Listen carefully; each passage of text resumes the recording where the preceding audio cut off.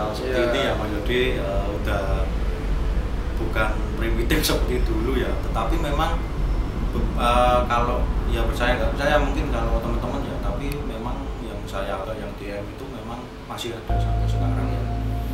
Jadi santet atau teluk itu memang dasar pengertiannya itu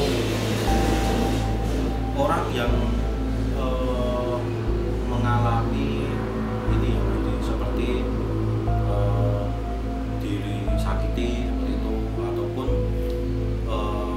ada kecurangan di diri kita seperti itu, yaitu orang itu akan membalasnya tetapi melalui media ya.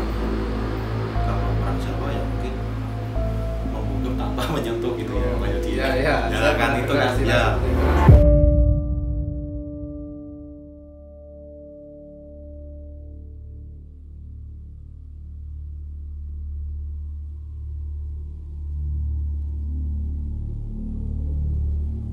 Bismillahirrahmanirrahim. Assalamualaikum warahmatullahi wabarakatuh. Oke, kita kembali lagi di Tanya Maskur lagi nih ya, Mas Yodi. Karena kembali lagi di sesi Tanya Maskur yang episode selanjutnya ya Mas Kur. Ya. Karena udah lama ya Mas Yodi ya. Kemarin banyak yang DM tuh kok Tanya Maskur nggak ada lagi nih gitu. Jadi pada penasaran gitu ya Mas Kur. Betul. Kan kita kemarin banyak penelusuran terus ya Mas Yodi ya.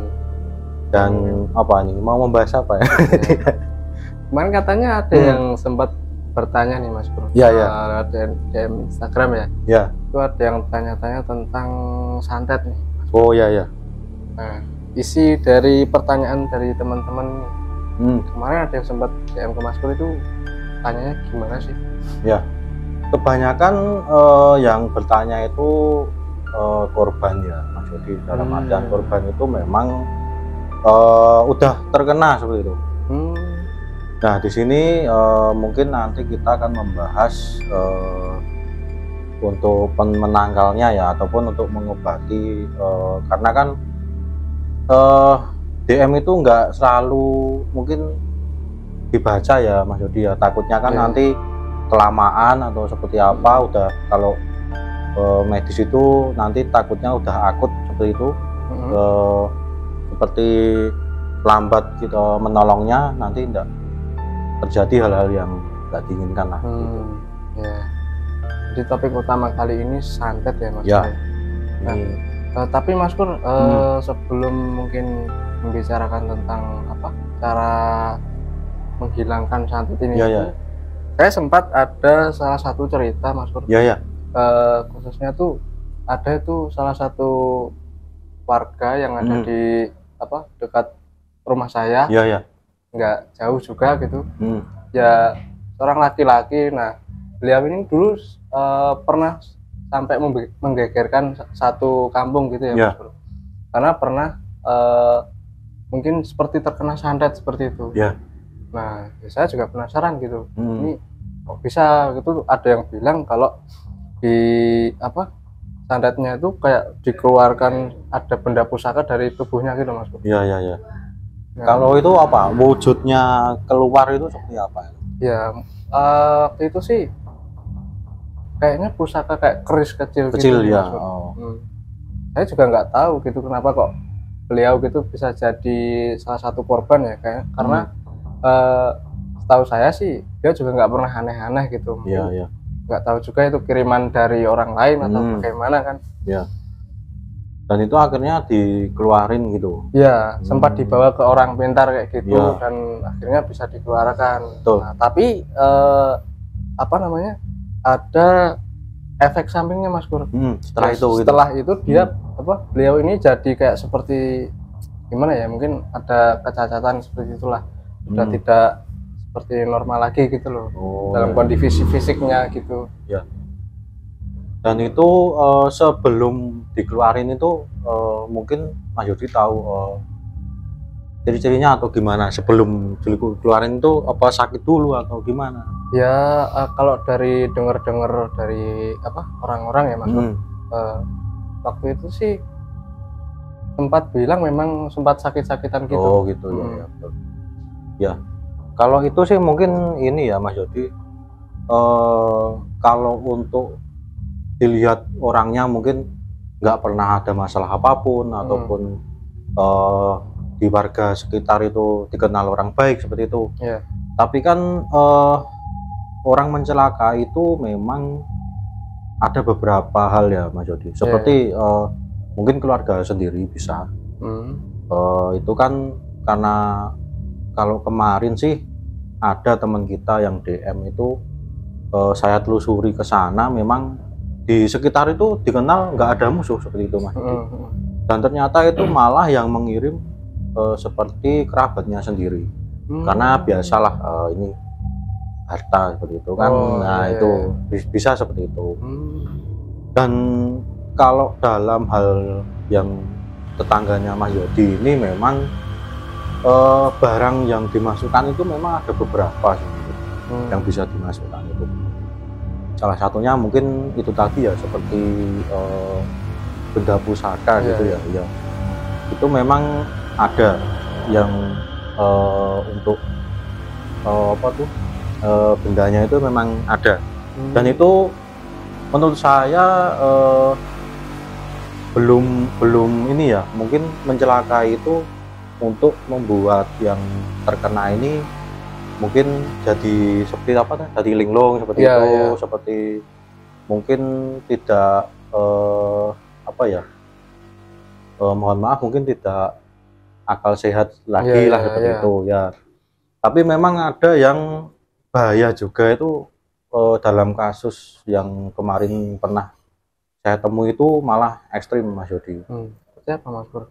Ya itu pernah yang dimasukkan itu oli bekas Mas Yodi. Oli bekas? Ya itu lebih ke arah mungkin akan apa ya, ke kesehatan. Jadi partikel oli yang dimasukkan ke tubuh itu nanti kelamaan tuh akan menjadi kanker gitu. Itu bahayanya di situ. Santet pun juga bisa menggunakan kayak seperti material oli itu tadi. Iya. Baru dengar kali ini saya. Aneh-aneh sih itu. Jadi ada, kalau yang familiar mungkin seperti silet, ada juga kawat. Kalau yang kemarin sih mungkin tidak saya sebutkan ya namanya, itu teman kita yang ada di Bandung. Jadi suaminya itu terkena medianya itu kaca malah. Kaca? Ya. Nah, sebelumnya kan saya ini dulu ya, saya tanyakan, nah sebelum terkena sakit itu apa mbak suaminya gitu kan.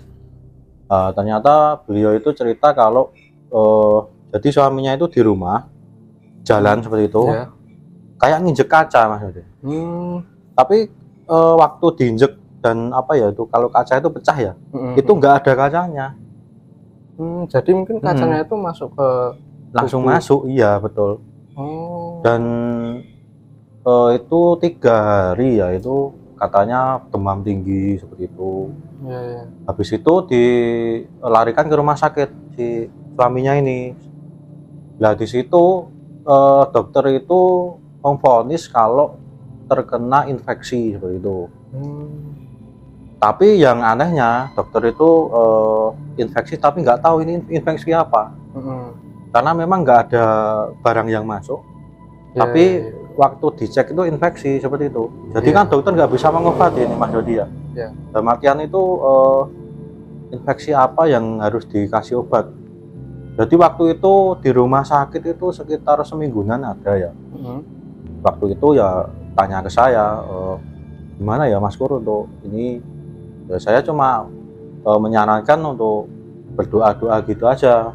Soalnya kan mungkin kalau masih di lingkungan sekitar Jogja lah, mungkin saya bisa ke sana. Tapi karena lumayan jauh ya, jadi saya nggak bisa langsung ke sana. Dan itu ya saya bela sungkawanya akhirnya nggak tertolong. Ya. Jadi kalau misalkan seperti santet gitu ya Mas, kalau memang terlalu lama dibiarkan itu bisa membuat nyawa hilang ya Mas? Betul ya. Jadi tujuannya itu memang beda-beda Mas Yodi. Seperti 2 kasus ini tadi ya. Yang pertama yang di teman kita itu memang bertugas untuk menghilangkan nyawa seperti itu. Tapi kalau untuk kasusnya Mas Yodi ini memang untuk seperti apa ya, melukai ataupun menghilangkan itu tadi apa, akal ini ya, akal sehat seperti itu. Ya.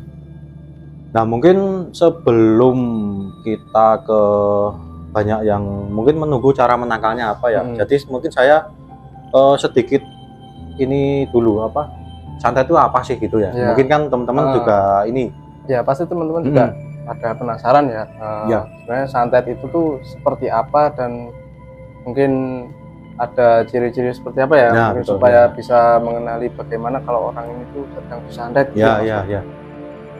Nah mungkin pertama santet itu ya mungkin di era apa ya, udah digital seperti ini ya Mas Yodi, ya udah bukan primitif seperti dulu ya, tetapi memang kalau ya percaya nggak percaya mungkin kalau teman-teman ya, tapi memang DM itu memang masih ada sampai sekarang. Jadi santet atau teluh itu memang dasar pengertiannya itu orang yang mengalami ini ya Mas, jadi seperti diri sakiti seperti itu, ataupun ada kecurangan di diri kita seperti itu, yaitu orang itu akan membalasnya tetapi melalui media yang kalau orang Jawa ya mungkin membunuh tanpa menyentuh gitu ya Mas Yodi. Ya kan itu kan ya. Seperti itu, Mas.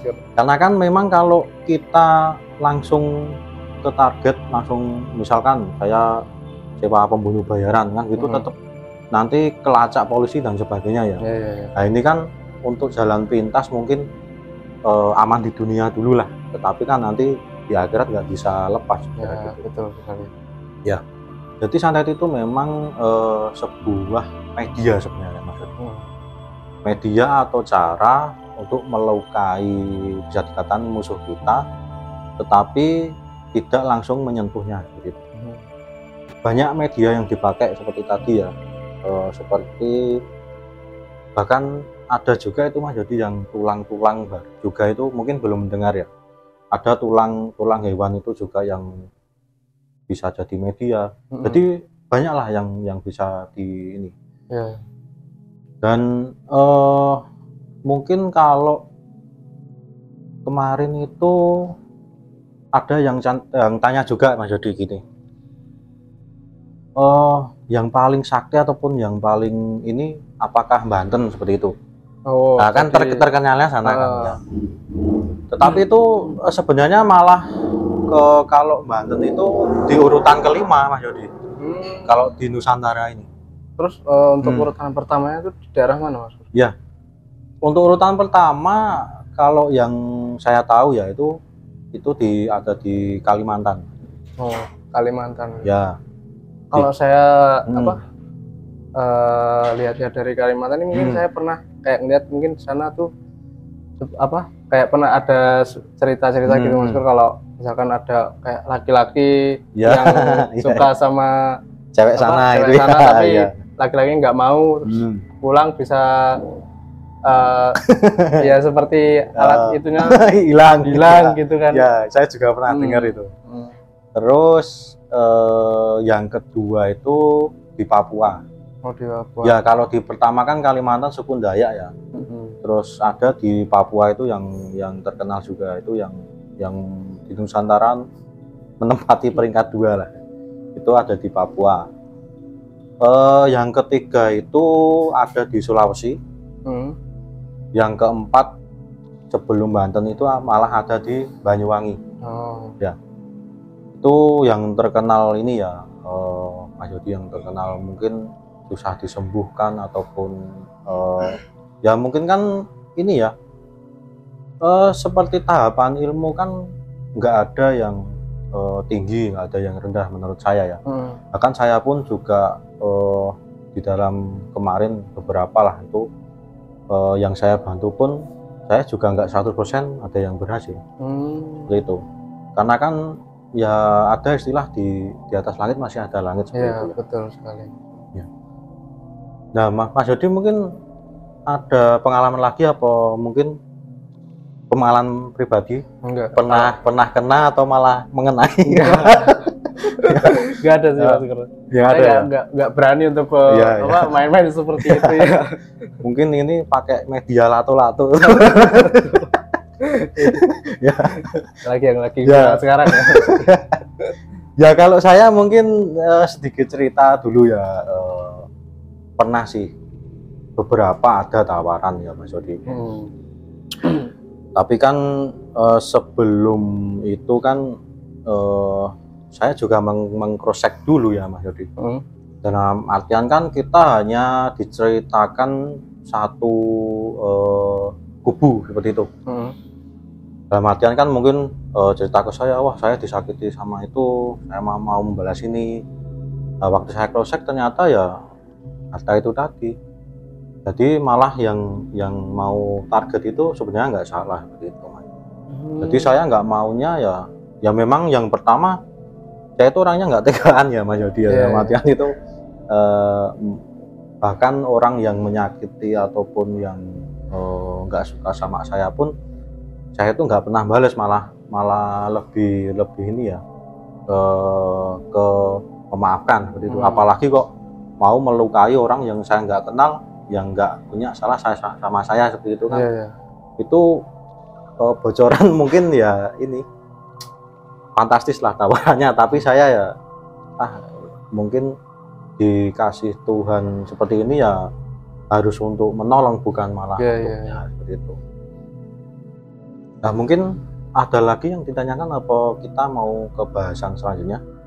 Ya mungkin teman-teman udah cukup penasaran nih Mas Kur. Ya bagaimana sih cara untuk menghilangkan efek santet ini tuh seperti apa gitu kan?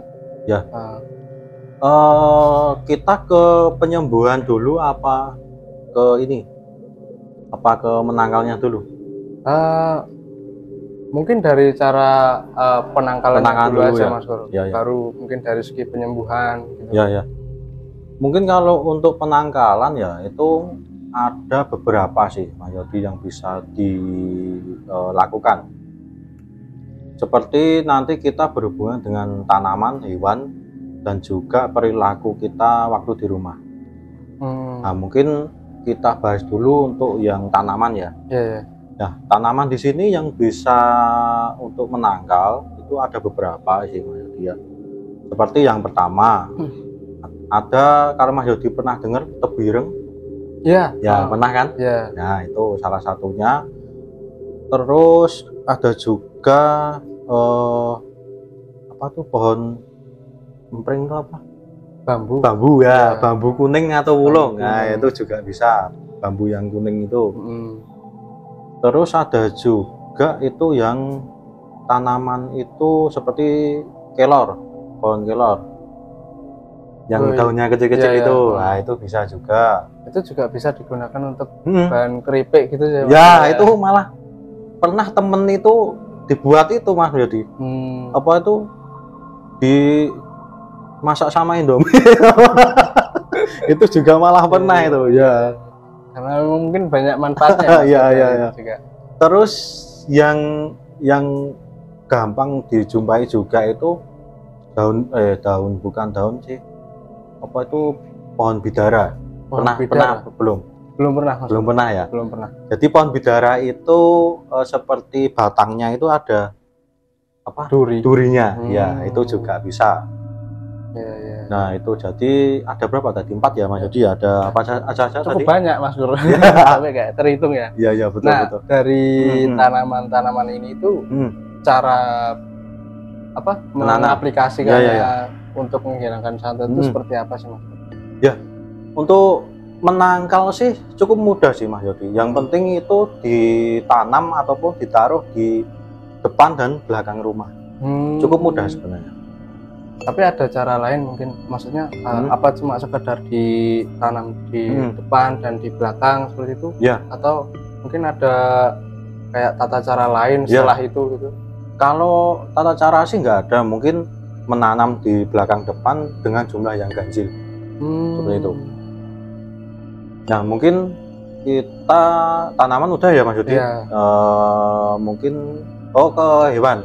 Hewan itu cuma satu-satunya ini Mas Yudi. Oh, hanya satu ya? Ya, hanya satu. Apa yaitu itu, Ciko. Ciko. Kucing, ya, Kucing. kucing. Jadi hewan yang bisa menangkal itu yang saya ketahui cuma satu. Kucing. Kucing, ya. Karena kucing itu hewan yang istimewa menurut saya ya, Pak. Ya, betul. Jadi dia itu bisa mendeteksi, bisa juga mengalihkan. Hebatnya itu seperti itu. Jadi mungkin kayak teman-teman yang pernah kejadian gitu ya, mengalami kejadian seperti itu, mungkin cara menangkalnya dia harus pelihara kucing ataupun nanam tanaman itu ya. Bahkan mungkin yang belum kena pun juga harusnya sudah ini dulu harus mempersiapkan gitu loh, maksudnya biar aman lah gitu. Karena kucing itu di samping bisa itu ternyata juga mungkin Mas Yodi juga pernah dengar hewan kesayangan Nabi juga kan? Iya. Itu.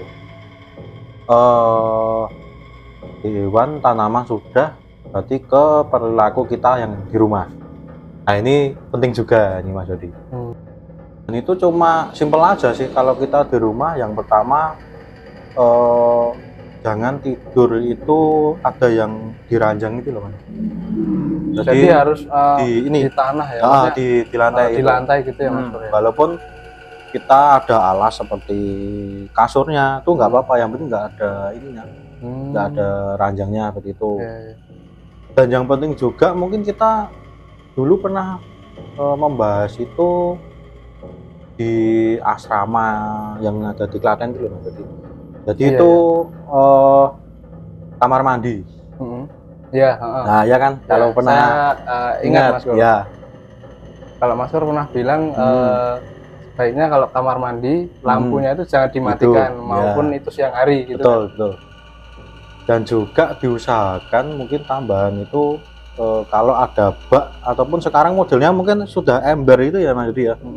Nah itu diusahakan kecil pun harus nyala. Air itu kemericik gitu loh.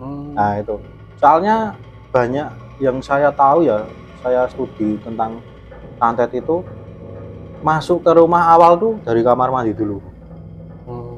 Jadi seperti yang kemarin di Bandung itu juga waktu di videoin kamar, ruang tamu dan apa, ternyata sosok itu mendiaminya ya di kamar mandi itu ya. Terus saya sarankan untuk ini aja Mbak, dihidupkan terus, jangan mati walaupun siang. Juga diusahakan kalau bisa air itu gemericik seperti itu. Nah mungkin ada lagi Mas Jody? Mungkin langsung ke cara penyembuhannya. Ya. Nah ini di sesi terakhir dan pokok inti kita pembahasan kali ini ya Mas Jody. Karena banyak juga yang beberapa lah, nggak cuma satu kok itu yang DM saya, bahkan ada yang di email itu mohon maaf sampai nggak kebaca seperti itu. Banyak yang sudah kena dan mohon maaf ya, mungkin saya kan juga nggak bisa ngecek keseluruhan ya Mas Yodi ya. Nah itu sebenarnya ada beberapa ya, kalau sudah kena itu ada doa dan juga ada yang dilakukan seperti itu Mas Yodi. Nah yang dilakukan itu kita cuma butuh sapu yang sapu lidi tapi yang udah tua, yang ya itu agak rusak ya, udah rusak itu udah sampai bahkan sampai pendek gitu ya. Itu di ini aja di ke badan yang kena itu di sabet-sabetin gitu ya, di ke yang kena. Dan doa ini yang mungkin harus teman-teman simak baik-baik ataupun harus teman-teman ingat baik-baik ya. Doa yang paling manjur ataupun yang ditakutin jin pengirim maupun yang ngirim ataupun dalam kutip ini dukunnya itu teman-teman bisa cari itu di waktu Nabi Yunus itu ada di dalam perutnya perut paus. Perut paus. Ya, itu ada doanya itu. Itu mungkin kemarin juga kalau Mas Jody dengar ada dukun santet yang tobat itu. Belum pernah. Nah, itu kemarin ada sempat viral juga sih itu. Ada dukun santet yang tobat. Itu dia takutnya ataupun jinnya itu juga takut, bikin lemas kayak katanya jinnya itu kalau dibacain waktu Nabi Yunus itu di dalam perut paus. Itu cluenya itu. Nanti teman-teman bisa cari sendiri. Jadi kan kita podcast ini itu tujuannya untuk agar teman-teman kalau yang ada yang kena itu bisa cepat tertolong. Ataupun nggak usah DM saya, karena nanti kalau DM mungkin kalau langsung saya baca ataupun saya kalau enggak kan takutnya seperti kemarin teman-teman itu yang udah akut seperti itu. Ya betul. Karena memang kalau untuk santet sendiri kalau tidak secara cepat di ini ya Mas bisa terjadi hal yang tidak diinginkan ya seperti itu. Dan mungkin terakhir pesan dari saya ya, karena memang kemarin yang saya tadi katakan yang dukun tobat itu juga menceritakan juga seperti orang yang gampang terkena ataupun yang enggak itu seperti apa. Jadi yang gampang terkena itu yang mohon maaf ibadahnya kurang taat seperti itu. Terus yang susah itu yang kalau ibadahnya taat, tapi juga nggak menutup kemungkinan ibadah taat pun terkena juga. Karena itu kemarin itu saya masih ingat jadi sudah taat beribadah tapi mungkin belum khusyuk, masih mungkin sholat atau pikirannya tuh masih kemana-mana. Itu tuh masih cepat kena sih. Nah mungkin yang terakhir mungkin Mas Jody mau disampaikan dulu apa untuk teman-teman semua? Ya mungkin untuk teman-teman jadikan apa kayak video ini untuk sekedar ilmu ya Mas. Tentunya dari Mas Pur sendiri memberikan saran jangan pernah main-main sama santet juga ya Mas. Iya betul. Karena ya selain apa kita berdosa juga pastinya bakal ada resiko-resiko yang kita tidak tahu ya Mas. Ya betul.